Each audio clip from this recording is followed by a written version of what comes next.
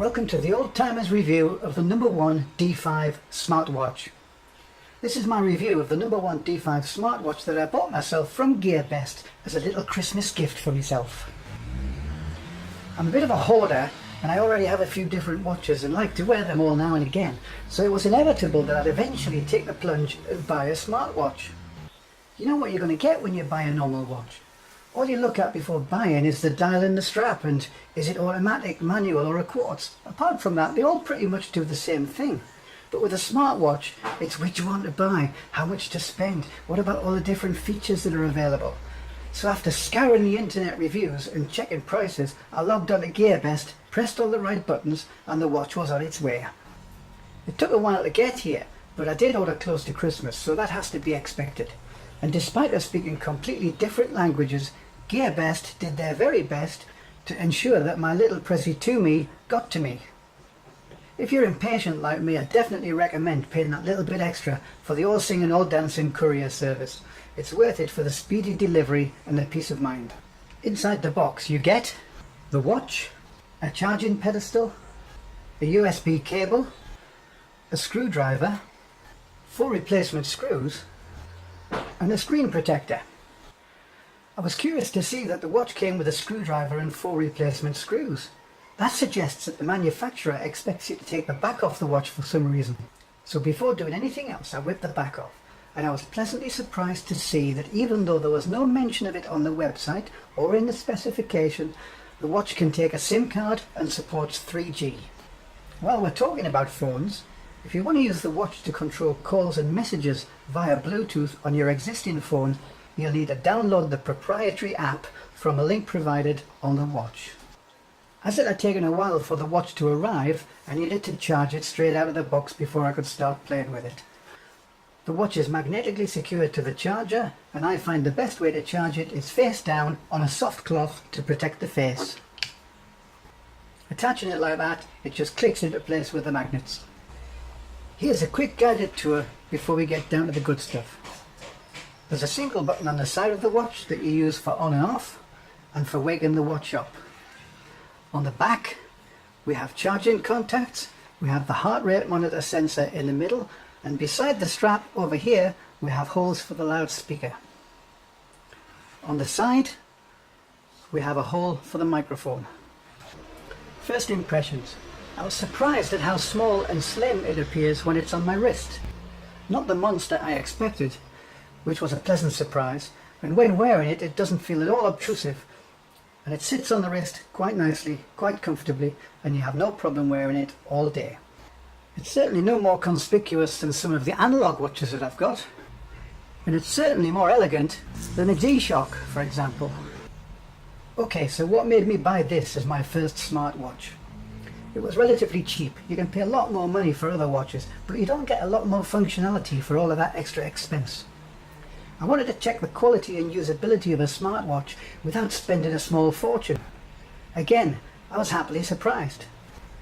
But what really convinced me to go for this one was seeing on the internet that there were so many different faces available for it. The watch itself has 30 faces already installed, and once I connected to the internet using the built-in Wi-Fi, at the press of a button there were another 60 available to choose from. So for an older guy like me, it's nice to have the elegance of an analog watch for when you're out and about. But the readability of nice bright digits for when you wake up in the middle of the night. What I could do with now is an app that changes the watch face automatically at different times of the day. You wake the watch up with either a push of the button or a gentle turn of the wrist.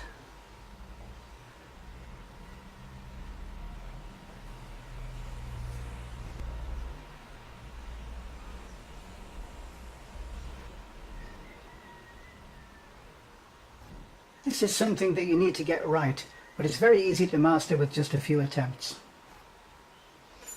A longer push of the button brings up a quick access menu. This allows you access to a number of different functions without having to scroll through all of those fiddly menus. Very handy.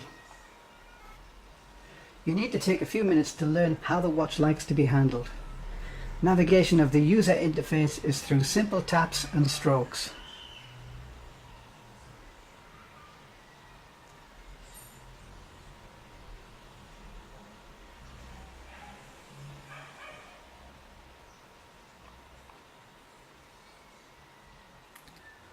stroke or a tap that's too fast or too slow or in the wrong place won't get you anywhere.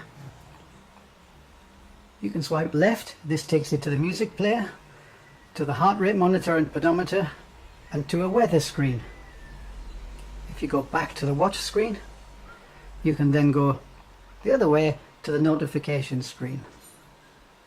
The swipe down is the same as hitting return or back on Android. The swipe up takes you to a little bit of a status menu, which gives you quick access to the battery level, Wi-Fi, Bluetooth, and whether or not you're linked to your mobile phone. While the built-in speaker is impressive for its size, I would never even consider listening to music through it. So for me it would be through Bluetooth to headphones or to an external speaker. Both work quite impressively. I use the pedometer and the heart rate monitor, which appear to work quite well, but personally I see no value in having the weather forecast on a watch, so we'll get rid of that one. A long press in the middle takes you to the setup, minus, takes away that page, come back, tap, and we're back. So now if we swipe left, we have music, we have health, we only have 2 pages now. The only other thing you may be interested in is where are all those watch faces that I mentioned. Simple, give a long tap on the screen shrinks and you can scroll to all of the different faces. As I said, there were 30 faces loaded on the watch when I got it. If there's nothing there that you like, ensure that your Wi-Fi is connected, scroll all the way to the end and you'll see a plus sign. If you hit this plus sign, it'll connect you to a website which will download previews of other watch faces that are available. Be careful here, it's possible for a badly designed watch face to crash your watch. So unless you're the adventurous type who like doing things like restoring operating systems, I would recommend sticking with the ones that are already installed on the watch. Some people have complained about the amount of memory available on this watch. Personally, I intend to use the watch to tell the time, wake me up, listen to music, and maybe make and receive the odd phone call. I won't be filling the ROM up with apps, photographs or movies, so I think I can live with the memory. I think we really have to decide what we want to do with our smartwatch.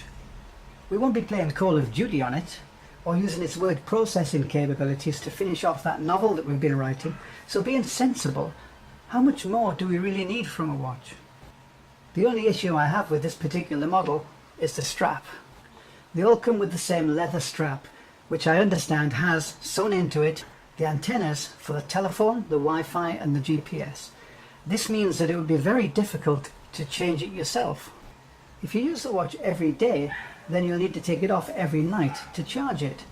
That means that this leather strap will very quickly become creased and frayed, and depending on its quality, may need to be replaced.